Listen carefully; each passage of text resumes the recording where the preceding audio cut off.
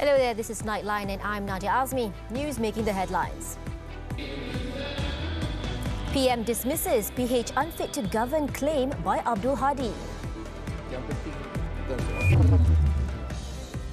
And Sulu Heirs being used by certain groups in Western countries.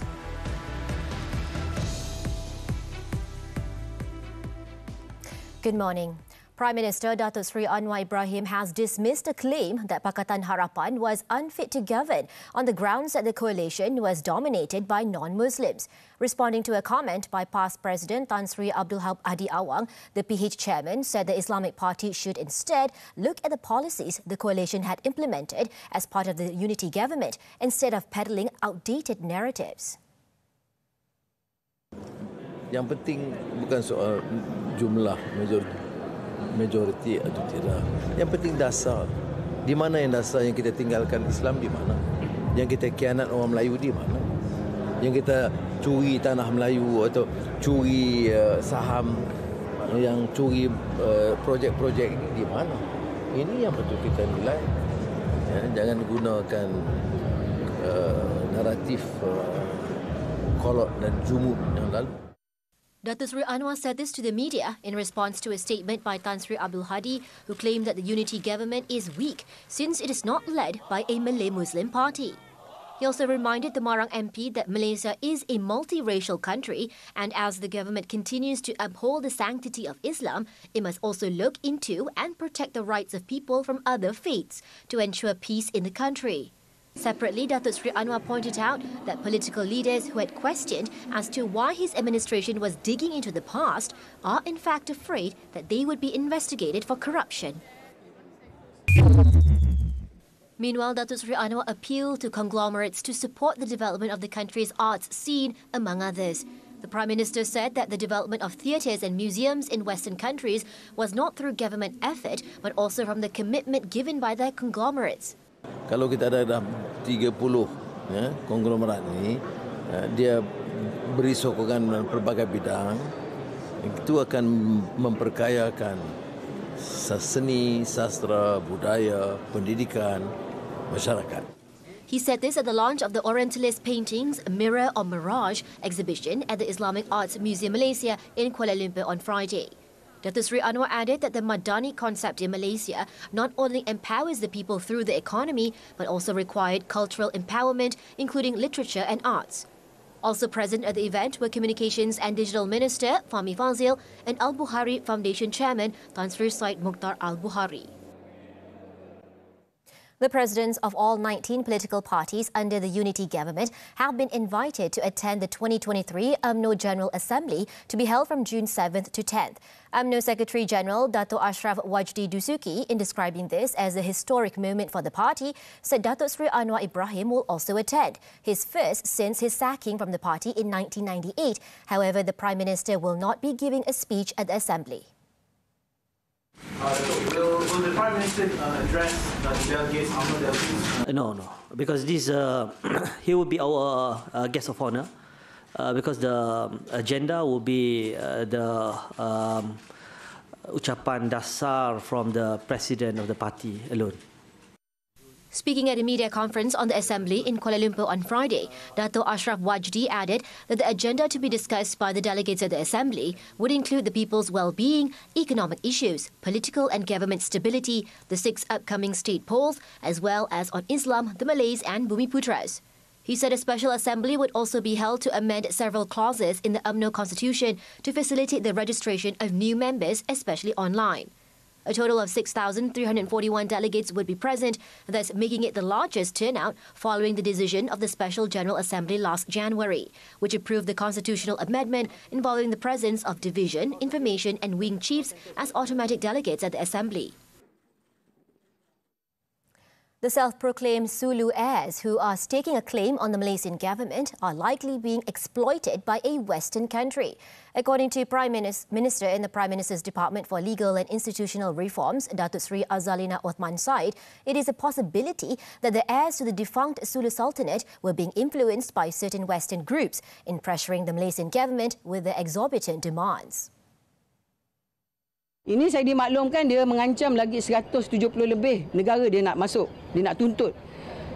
Itu soalannya pada saya melihat bahawa kemungkinan keturunan Sulu ni dipergunakan oleh segolongan tertentu di negara barat. Datuk Seri Azalina said this to the media after visiting the construction site of the new Pengerang Court project in Bandar Penawa, Kota Tinggi, Johor on Friday.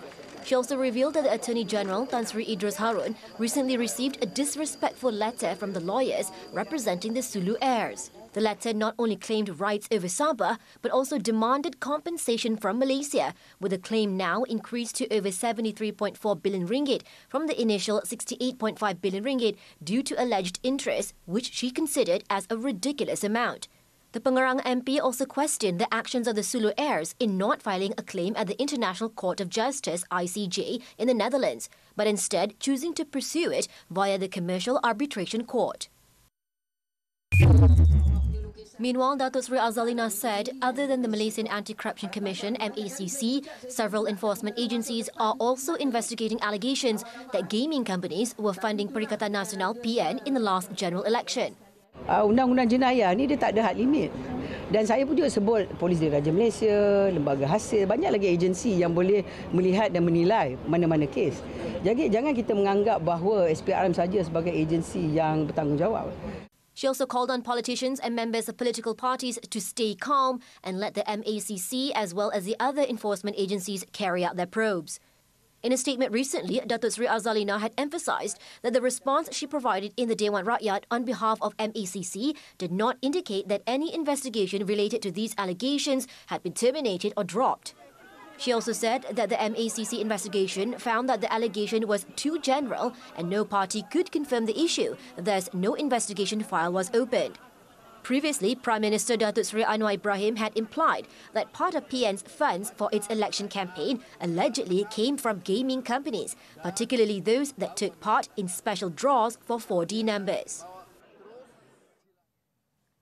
The Madani Medical Scheme, a free health service for recipients of the Sumbangan Tunai Rahmah STR Cash Aid, is set to begin on June 15th. Health Minister Dr. Zaliha Mustafa said private general practitioners, GPs in 10 selected districts have been invited to participate in the pilot program.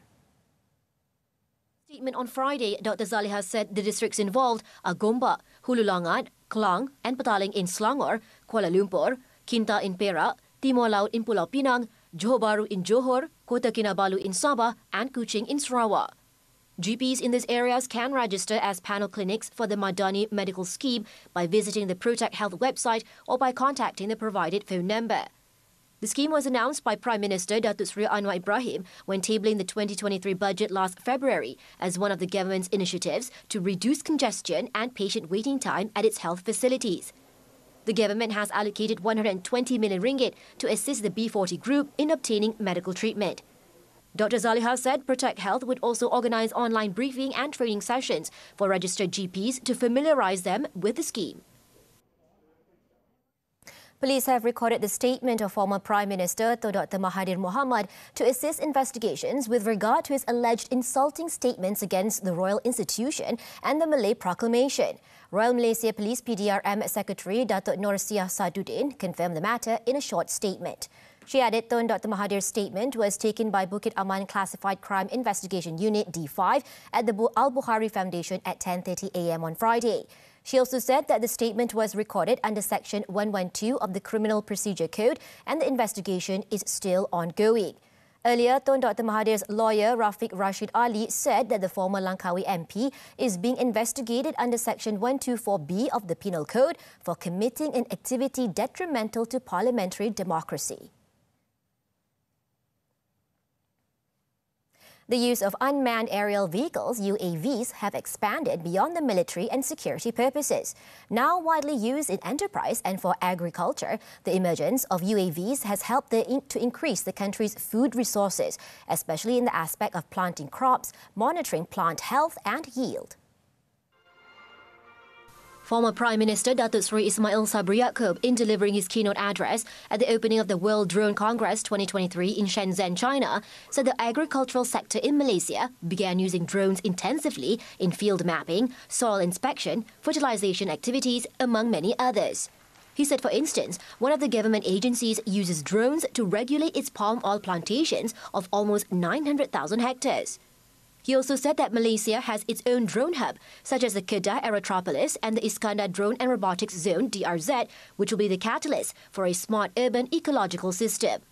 Datuk Seri Ismail Sabri also stressed that the use of drones proved to be useful during the pandemic. He said by enabling remote monitoring, the need to go to the ground was minimised, thus controlling the spread of COVID-19.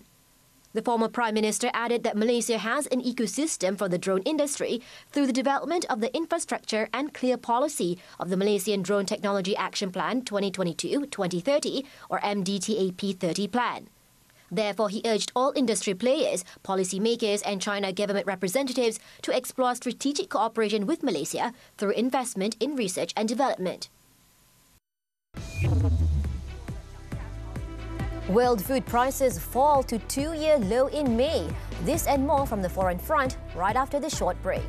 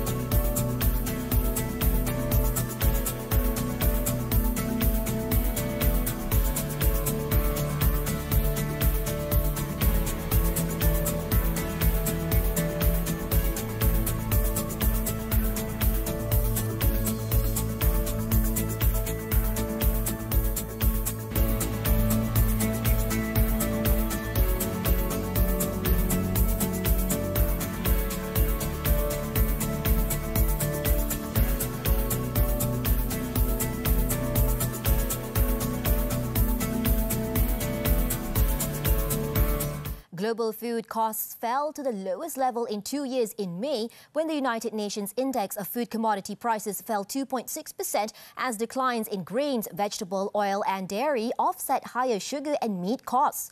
The Food and Agriculture Organization's FAO Price Index, which tracks the most globally traded food commodities, averaged 124.3 points in the month of May. The score marked the lowest since April 2021 and meant the index was now 22% below an all-time peak reached in March 2022 following the start of Russia's invasion of Ukraine. FAO's cereal price index dropped by nearly 5%, pressured by supply prospects and the extension of the Black Sea Grain Initiative. And the organization's vegetable oil price index slid almost 9% month-on-month, reflecting large oilseed supplies and weak demand for palm oil. However, improving weather conditions in Brazil and lower crude oil prices have curbed sugar markets. U.S. Democratic Senate Majority Leader Chuck Schumer stressed that the nation could breathe a sigh of relief after the Senate voted to pass a legislation that lifts the government's $31.4 trillion debt ceiling. He also welcomed the move, which helped to avert what would have ever been a first-ever default. We've saved the country from the scourge of default, even though there were some on the other side who wanted default, wanted to lead us to default. We may be a little tired, but we did it. So we're very, very happy. Default was the giant sword hanging over America's head. The bill, which now heads to U.S. President Joe Biden's desk to be signed into law, ended a day of intense back and forth between party leaders and rank-and-file members who had threatened the bill's quick passage with last-minute gripes about the detail. With this legislation, the statutory limit on federal borrowing will be suspended until January 1st, 2025. At least 9 people were killed in Senegal in clashes between riot police and supporters of opposition leader Ousmane Sonko following a court sentencing him to 2 years in jail. Shortly after the verdict, supporters of Sonko took to the streets in protest, denouncing the charges as a ploy to prevent Sonko running in next year's election. The deaths occurred mainly in the capital Dakar and Ziguinchor in the south, where Sonko is mayor. Sonko was accused of raping a woman who worked in a massage parlor in 2021 when she was 20 and making death threats against her. He denied wrongdoing and said the charges were politically motivated. A criminal court cleared the opposition leader of rape, however, found him guilty of a separate criminal offence described in the penal code as corrupting youth. Having sweltered through May, southern and eastern China face more weeks of unrelenting heat waves, putting power grids under strain as demand for air conditioning spiked among home, commercial and industrial users in mega cities like Shanghai. Officials said in the next 3 days, most of southern China is expected to suffer temperatures of more than 35 Celsius, with temperatures in some areas exceeding 40 Celsius. Nationwide temperatures this month will be about the same as a year earlier, but in parts of the Yangtze River Delta, including Shanghai, as well as parts of southwest China, such as Sichuan and Yunnan, temperatures will be 1 to 2 degrees higher. On Monday, Shanghai endured its hottest day in May in more than 100 years. Mexican authorities have found at least 45 bags containing human remains in a ravine outside the western city of Guadalajara during a search for 7 young people reported missing last week.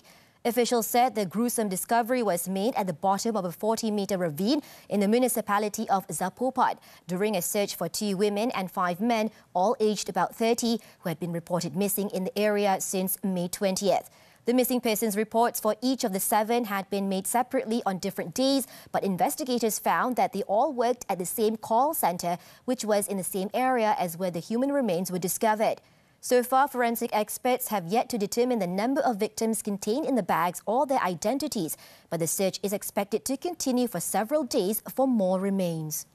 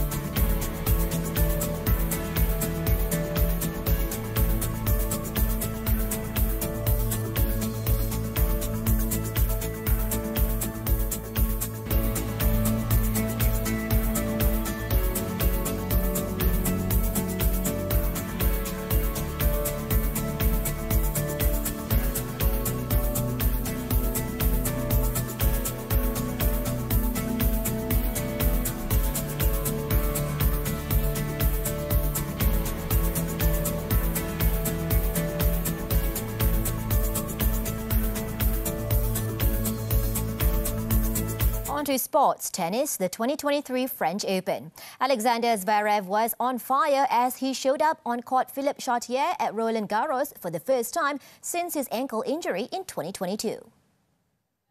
The Germany seeded 22 for this year's French Open made light work of Slovakia's Alex Molchan, whom he defeated in straight sets 6-4, 6-2, 6-1 in 2 hours. Next up for Zverev will be Francis Tiafoe, who beat Aslan Karatsev in 4 sets. Unlike Zverev, the 12th-seeded Tiafoe made it to the third round as he came back from a set down to beat Russia's Aslan Karatsev. The American lost the first set 3-6 before bouncing back to take the next third set 6-3, 7-5, 6-2. Also in the next round was Daniel Altmaier. In a tremendous atmosphere on Suzanne Lenglen, Altmaier clinched a 6-7, 7-6, 1-6, 7-6, 7-5 second-round victory over 8th-seed Jannik Sinner after 5 hours and 26 minutes, the 5th longest match in the tournament's history. Altmaier, who reached the 4th round on his Roland Garros debut in 2020, next faces Grigor Dimitrov after the Bulgarian's more straightforward 7-6, 6-3, 6-4 victory over Emil Rusuvori.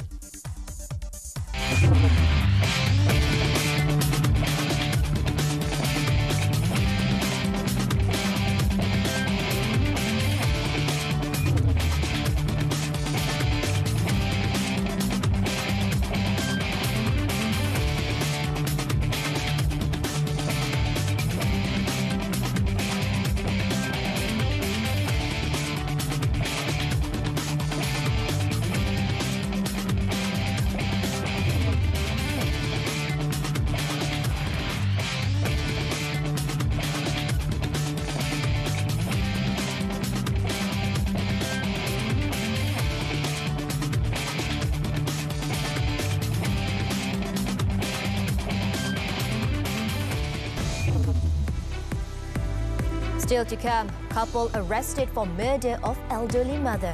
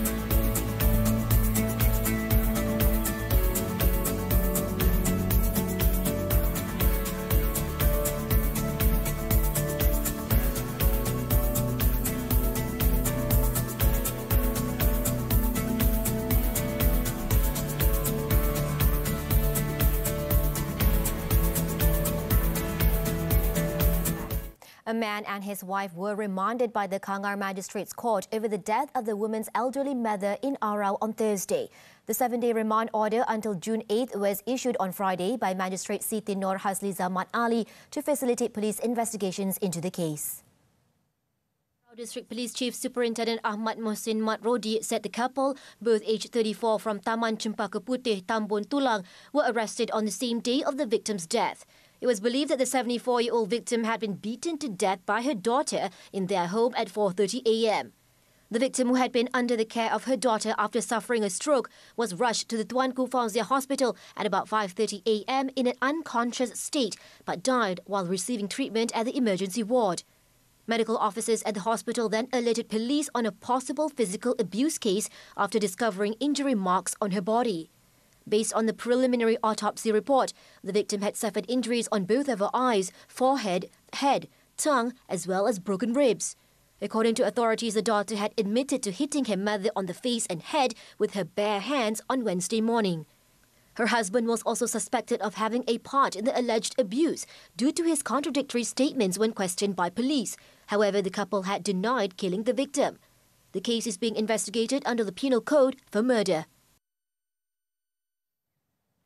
In Malacca, a man believed to be the mastermind of a scam syndicate has been remanded for 6 days until June 7th by the Ayar Kroh Magistrates Court to assess investigations for allegedly offering a bribe amounting to 60,000 ringgit to a senior police officer with the rank of Deputy Superintendent.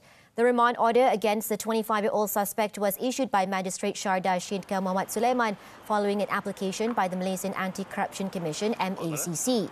It was believed that the suspect had offered the bribe to the senior cop as inducement to close his cheating case before he was nabbed by a team of police officers and personnel from the Melaka Tengah District Police Headquarters on Thursday. The man was then handed over to the graftbusters. State MACC Director Muhammad Sharil Che Saad, when contacted, confirmed the matter. The case is being investigated under the MACC Act.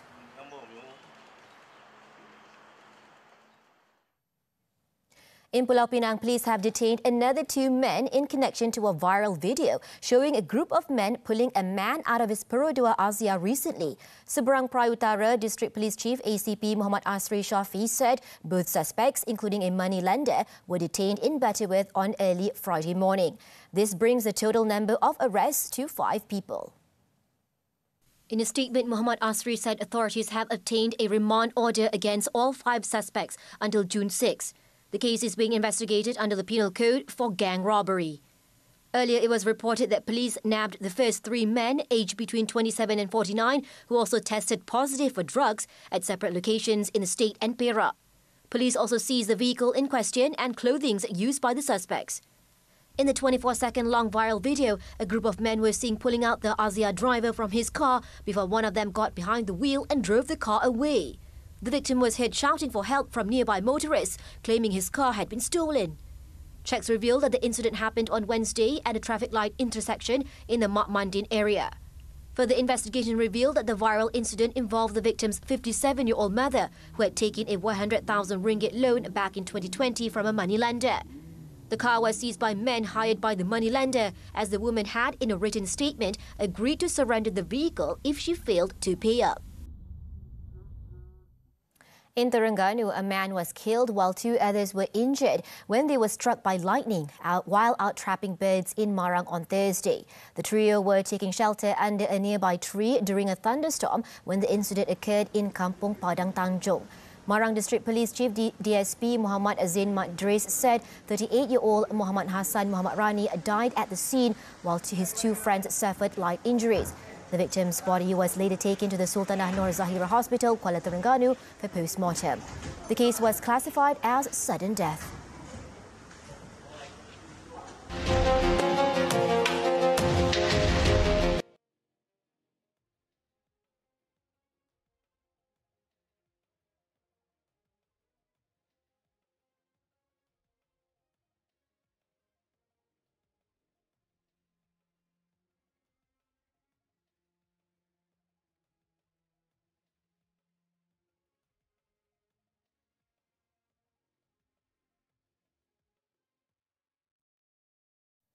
And that concludes Nightline this time around. As we wrap up, let's take a look as an Egyptian couple, driven by their shared love for collecting rare antiques, transform their Cairo home into a private museum full of an array of vintage and modern art amassed over their 37 years of world travels. With that, I'm Nadia Azmi. Thank you for watching and stay safe.